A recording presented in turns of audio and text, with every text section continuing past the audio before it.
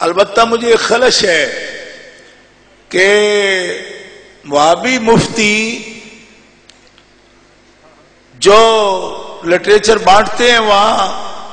وزارت کے تحت، کیونکہ گورنمنٹ چھاپتی ہے اس کو، ہمارے ہی پیسوں سے چھپتا ہے وہ سارا لٹریچر۔ حج کے لیے آپ جو فیسیں جمع کرواتے ہیں نا، تو وزارت شؤون اسلامیہ جس کا نام انہوں نے رکھا ہوا ہے، تو ہمارا جتنا پیسہ حاجیوں کا وہاں جاتا ہے اس سے یہ غلاظت ساری چھپواتے ہیں وہ، اور دین میں بڑا غلو کرتے ہو۔ آپ یقین کریں کہ یقیناً یہ باتیں پہلے ذکر ہو گئی ہوں گی، جو میں نے خود پڑھا 2006 کے حج میں موجود تھا، ڈاکٹر صاحب بھی تھے، تو وہاں ایک کتاب بانٹی گئی جس پہ مفتی عثیمن جو ان کا بڑا مقتدا پیشوا ہے، اس کا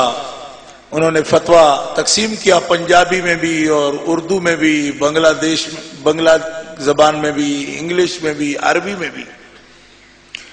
تو کسی آدمی نے یہ سوال کیا کہ اگر کوئی شخص اللہ تعالیٰ جل مجدہ الکریم کا نام لکھا ہے اور آگے سرکار دو عالم علیہ الصلوۃ والسلام کا نام لکھ دے، یہ کیسا ہے؟ اس میں یا والی بھی کوئی بات نہیں، بالکل یہ لکھا کہ اللہ تعالیٰ جل شانہ کے نام کے آگے رسول اللہ صلی اللہ علیہ وسلم کا نام لکھنا کیسا ہے؟ تو اس کی وہ کتاب میرے پاس ہے اور بھی حجاج کے پاس ہوگی، اور لکھا ہے کہ بالکل شرک ہے، یعنی کہ اللہ تعالیٰ کے نام کے آگے حضور کا نام لکھنا یہ شرک ہے۔ اچھا،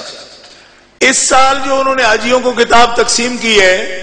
اس میں یہ لکھا ہے کہ اگر کوئی شخص نبی صلی اللہ تعالی علیہ وسلم سے شفاعت سوال کرے، استشفاء کرے، آپ سے شفاعت کا سوال کرے، مانگے کہ یا رسول اللہ میری شفاعت کرا دیں دن قیامت کو، تو اس پر بھی عثیمن کا بھی فتویٰ ہے، بن باز کا بھی فتویٰ ہے،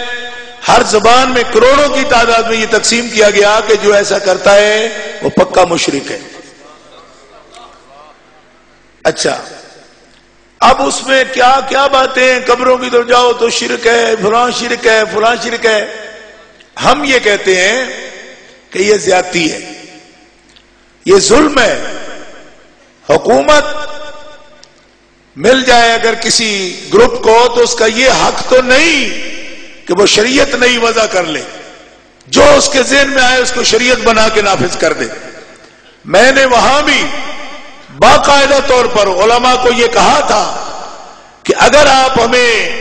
ایسا ماحول فراہم کر دیں کہ بات آپ سن سکیں تو ہم حرمین طیبین میں یہ ثابت کرنے کو تیار ہیں کہ قرآن و سنت کی روشنی میں تمہارا عقیدہ غلط ہے۔ اور آج بھی عقیدہ توحید سیمینار میں یہاں سینکڑوں علماء تشریف فرمائیں، مشائخ بھی تشریف فرمائیں، میں ان کی موجودگی میں اپنی حکومت سے یہ کہتا ہوں، مسٹر آصف علی زرداری اور یوسف رضا گیلانی کو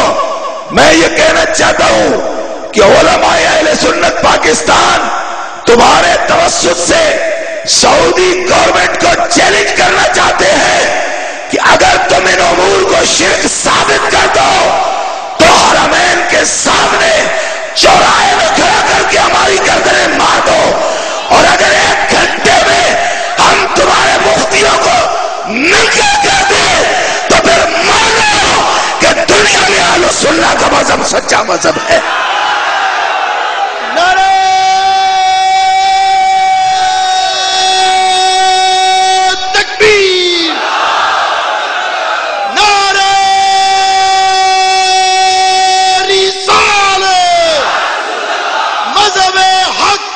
سنت و جماعت، علماء اہل سنت،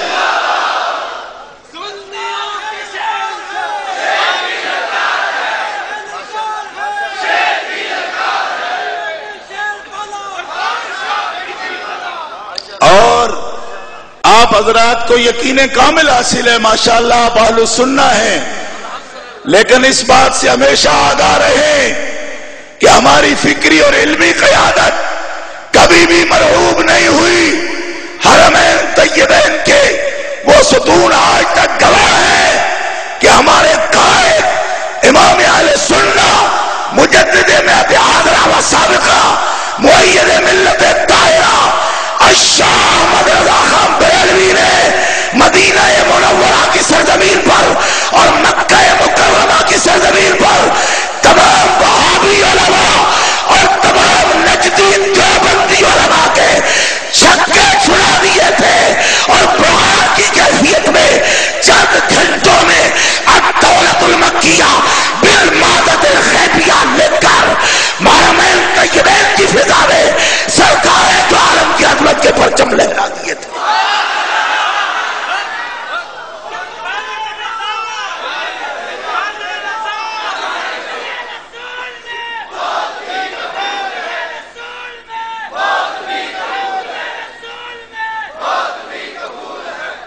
ہم یہ